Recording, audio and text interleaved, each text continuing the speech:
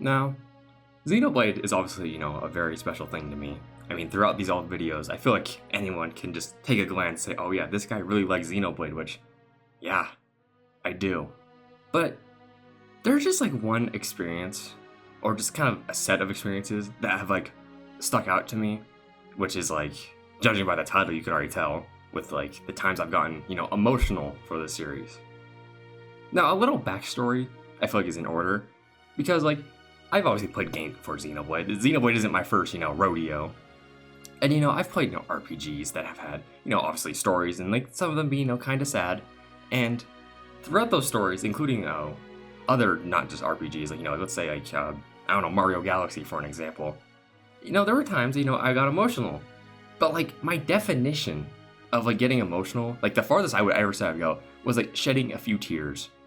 And, like, those experiences were, like, Mario Galaxy when I was, younger. Even then replaying the game with 3D All-Stars, I had, shed a few tears. Probably Super Paper Mario as well. I don't know why I said probably, I know definitely. Some of like the Kirby stories from like the modern Kirby games are really just like depressing with like Triple Deluxe and Planet Robobot. But I think that's enough games I've listed. A few, well, not enough, that's just a few. But like all throughout those, like my definition of like saying, oh, I cried in a game was, yeah, I shedded a few tears. Until I played Xenoblade 2 for the first time. Now, I just want to go through every single time that like I've gotten like really emotional throughout 1 and 2. I'll start with 2 first, and then go to 1 because, I played 2 first. So I feel like that's just kind of more fitting. So the first moment that like I actually like, full on cried in was like, it was a big shocker for me, was Chapter 3's ending, which I feel like, a lot of people do there because, the loss of Van Damme, and Van Damme was such a good character, and just all his moments with Rex especially were just really good. Felt like he was a father figure to Rex, which is just, those are a bunch of good moments. And yeah, that was the first time I ever cried, and I was like, after that, I like put the game down. I'm like, this game did this to me. I've never, like, I just had like a brain blast, basically. Just like, how? I've played like so many games beforehand with sad stories, and like I never cried like that. And then usually those games, it's like at the ending. And like, we're not at the ending. This is chapter 3. There's probably, I don't know how many more chapters in this game. And just, that was like the first time, and I was able to, it was, I don't know how to describe it, just like, insane. Also the fact, after immediately crying, I was hyped up because, Mythra's reveal, and then sad again because they go back to like the whole, looking at Van Damme's, like, all that, and like the opening to the chapter as well. Just like, how? How did Xenoblade 2 do this to me? Now, like before then, there was like kind of little moments. I got like a little emotional. It was like the chapter 2 ending with like a Rex and Pyra, but that wasn't like me crying. That was just more like, oh, that's adorable. And like, oh, this is hype, but I wouldn't call those like extreme times I've gotten emotional. I mean, now like going back on it, I feel like chapter 2's ending, I get more emotional about it because, I have context of like the entire game and Torna as well.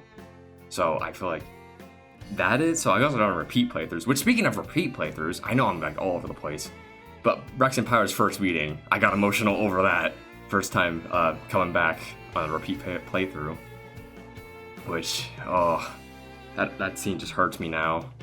I guess to keep moving on throughout the story, next kind of notable time, I would say, is chapter 5, with like the whole Rex takes Pyra to meet like his parents, or by the graveside, and like that whole sequence afterward, especially with Pyra talking about like he'll suffer even more, he'll lose even more.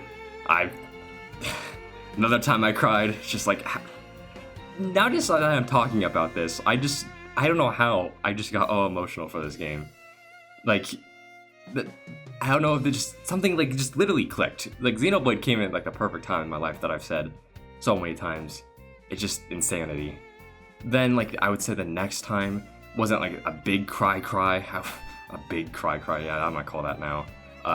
Was like the ending of that chapter with like Haze and all that, which I was just mostly just kind of really sad, not like crying, but like just sad. And then the next big cry that I had was the ending of chapter 6 with the taking of Pyra. That scene was just so heartbreaking for me. I was literally basically just how Rex felt in that scene. And then same with the opening of Chapter 7, with how Rex just reacts in that scene and how he just is defeated. I did a video earlier with this whole like challenge thing, talking about my favorite scene with Xenoblade 2, and I brought up these scenes, which I've also said in that video that scene that's coming up, I cried in, which is, very obvious. I think that video I was like, literally said, yeah, I'm just gonna go cry now, which, haha, I totally didn't. Why would I? So after 7, 8 really doesn't have any sad moment. 8 mostly has, like, at the beginning, it's just mostly heartwarming, with, Rex and Pyra and Mythra reuniting. So that was just like an awe moment for me. Repeat playthroughs also with Torna context. This area is just really sad, with like the whole Jin being joining the party and all that. I was just sad, obviously. Besides that, I think that's kind of the end of 8. Actually, no, 8 also has the talk with, about, Nia brings up, like, what would you do, like, if you could extend your own life, which that makes me sad, but also kind of, like, awe in the end, with, like, Pyra just saying that she wants to close her eyes forever with someone special by her side. So, that was a moment. 9 with, Jin's death, which is, I don't know how Xenoblade 2 does it. Xenoblade 2, and I would say also Xenoblade 1, are some of, like, not some, they are some, but, like, some of the only games that I actually just feel bad for the villain. But the villain makes me I want to kill them, or kick their ass. This is, like, especially with, like, Malus, but, like, I feel bad for Malus in the end, and same with Jin. It's just, like, I don't know how they did it. There's, like, something wrong with me. Like, Rex is, when he talks to, like, Jin in, like, the Chapter 8, he says, like, we can't forgive you. Which is, like, yeah, that's me. I can't forgive you, but I feel extremely bad for you. It's just, like, oh my god. I don't know how they did it. Then, like I said, that's Chapter 9. And then Chapter 10, just basically crying central, I feel like. Like, the whole flashback sequence, or not flashback sequence, but, like, when Rex is, like, talking about, or, like, the illusions of the party, that whole scene, and then especially the dinner scene with Pyra and Mythra, that scene just hurts me. And then, like, the entire just ending sequence, I cried a lot during that, especially during, like, One Last Duel, and then, like, I literally screamed when I saw, like, Pyra and Mythra again. And then after, when, like, the title card rolled up and said, and thus, Boy Met Girl, more tears just came out. Just, Xenoblade 2 was just such a magical experience. And then after that, like, a few months later, actually, no, yeah, technically a few months later, because then I played Three Houses for the first time. Had a good time with that, which, really funny. Like, I really enjoyed Three Houses. Three Houses was a fun time. And my first route was Verdant Wind, because I'm like, oh yeah, funny guy. I like funny man. And, it was a good time. I had fun with the game, but there was, like, no moment that I was like, oh my god, I'm gonna, like, just start crying a bunch. There were moments I'm like, oh yeah, that's, like, kind of sad. But, like, I wasn't crying like Xenoblade. So I just thought to myself, maybe it's just Xenoblade 2 was a one-time thing. It was just a one-time thing. It will never happen again. Then after that, I, played Xenoblade 1, and then the same thing happened all over again in Chapter 2. And I think I even, like, said to myself, like, oh yeah, Xenoblade 2 made me cry in, like, Chapter 3 for the first time. So, like, maybe Xenoblade 1 will do the same thing. Nope. It was Chapter 2 with Fiora's death. Which is just good on you, Xenoblade, for making me care so much about Fiora with the very little time she had, which is just, oh my god, how do you do it? How do they do it? Now, kind of after that, that does, the whole, Fiora sequence after, like, that, I cried over that. But then there was, like, a very long time before I would say I cried again. I was more of just, like, we need to, like, kill. We need to kill. I pulled out Dimitri and, like, kill every last one of them with the mech on. But there was no really sad moment I really had until, like, I would say Melia. I felt, like, kind of bad for her early on because, like, she lost all her friends. Like, I forgot their names. DeMille is the only one I remember in the Magna Forest. But I felt bad for her with that. But then the next, big moment of crying, which is, I also made a video about that, talking about my favorite scene in Xenoblade 1, was the whole Prison Island sequence. Was I wasn't crying at the beginning, which, I cried at Solrin's death. I was about to say Solon again, oh my god. I literally can't stop thinking about Three Houses for some reason. But I cried about that. It wasn't like a cry like Fiora, but it was just, I really felt bad. But then the reveal that Fiora is still alive, that made me just lose it. Literally, you know, it was like Shulk in that scene, just like screaming Fiora. So, and then the whole scene after that with like Shulk and Dunban and their little talk, I, you know, was sad, cried a little bit. Then the next kind of big scene I would say is Galahad Fortress. I wasn't really crying, but I was just like really tensed up because like Fiora, and I didn't want Fiora to die again. So that, you know, that was a scene. And then after that, with like the whole reunion on like the Fallen Arm with Shulk and Fiora, that was just a really heartwarming scene. That was just like happy tears, I would say. With that whole reunion, it was just such a good moment. The next kind of moment was I don't think I cried after really that until the Mechonis core with all that, like the big moment of like the big moment of the game, like the whole reveal about, you know, Zanza. Those weren't really like sad tears. It was more of like, actually they were kind of sad because like Shulk, you know, I thought he was dead. So that was a shocker for me. Now the next big moment I would say I got really emotional in was like the reveal of Shulk coming back. Because like, to be completely honest, sure, I would think, oh, it's, you know, it's a game, and, you know, like the protagonist can't die. It doesn't make sense unless it's like a new game the protagonist back. Then could see it happening. But the way Xenoblade's done it to me so far, I'm like, you know, there's a chance that they could do that.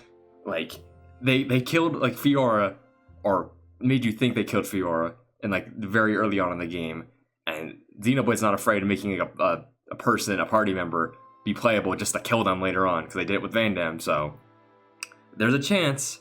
So like that moment was really cool to see Shulk come back, but like that was only, I had that thought like a little bit before, like for not like during like the whole escape sequence.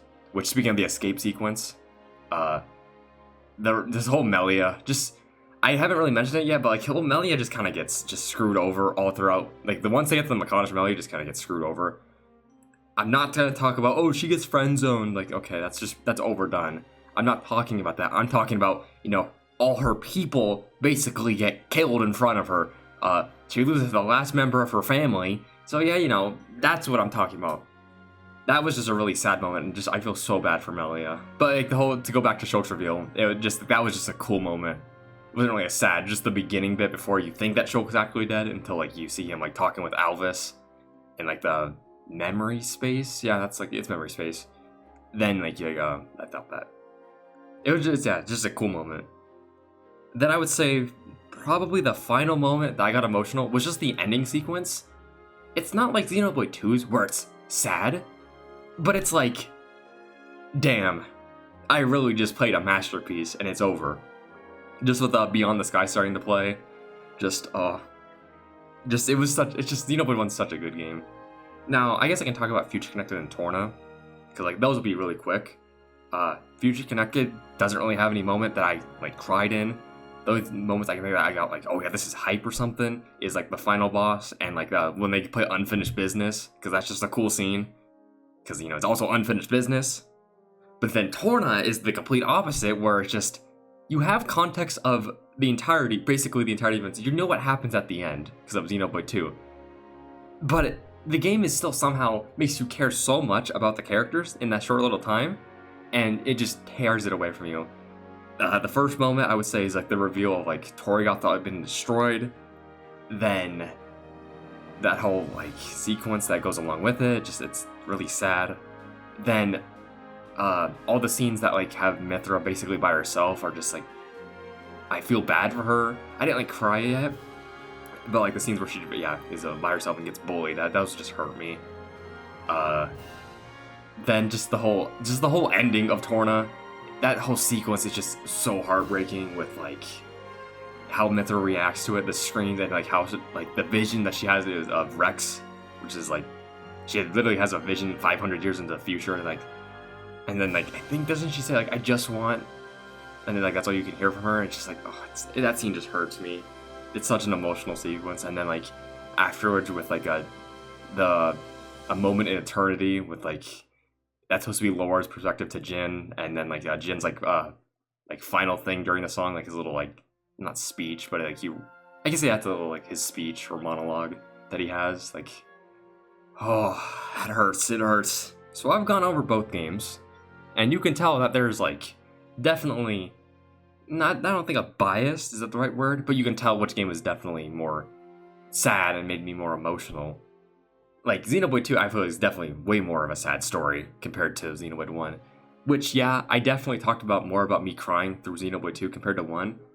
But that's just like that emotional scale. I didn't go over every single emotion, because if I did, I would have to go through every single cutscene and all my thought process, and that would have taken how long are the cutscenes? Let's say actually no, I don't know why let's say. Like Xenoblade 1's like 10 hours roughly, and Xenoblade 2's 13. Basically a 24-hour video right there of me going every single cutscene.